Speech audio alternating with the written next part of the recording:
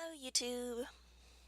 Okay, so I've been kind of idly following the game Overwatch since it was announced, but I'm not really a big first-person shooter person, so I'd kind of given up on actually buying and playing it.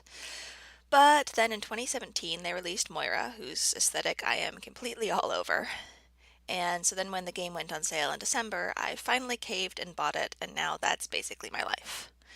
So I'm still kind of terrible at first-person shooters, but I'm pretty okay at drawing. So I've been doodling a lot of Overwatch stuff, and I thought it would be cool to record a piece and share it for this week's video. So I really love drawing detailed chibis like this, but the hardest part is always figuring out what details to include, what details to cut, and then what to sort of make up in the middle. You've really got to remove some of the details to fit things into such a small drawing, but it's important to keep all the bits that really make the costume recognizable, and then sometimes it's better to kind of make up new details that capture the feel of actual details instead of trying to fit it all in. So usually what I try and do is figure out which parts are most important to the character's silhouette, and then make sure they're clear in the sketch, and then kind of figure out the rest along the way. And for Moira, that meant I wanted to get the sleeves right, the sort of purple noodle hose piece, and the chest plating right. So I tried to sketch all those in pretty clearly, and then filled in a lot of the rest of the details during the line art phase. So Moira is definitely a challenging character to convert to chibi style, since she's basically everything that chibis aren't.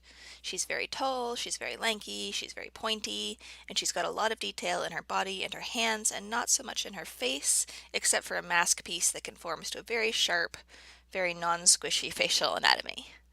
So given what I was up against, I think I'm pretty happy with what I came up with, but I think it's also alright that I'm only mostly satisfied. And just in general, I'm really happy I gave this a shot, even if the results aren't absolutely perfect. So one of the tricks I figured out over the years for doing these complex chibis is adding in details through a mix of line art and some lineless sections. So for this picture, I tried to fit in as many details I could during the line art phase, but there are still plenty I missed, obviously.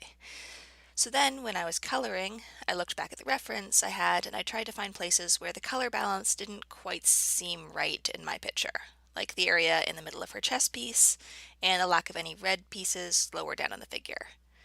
And so I went back in with a lineless layer and just added those separately over top. And I think adding little details like that without the line art really helps keep things a little bit cleaner and just sort of brings the piece together in the end when you can worry more about which colors are where. Alright, so I think that's about it for this piece. I think I would like to draw a few more Overwatch chibis just so I've got a little set going, because it feels kind of lonely to just have one.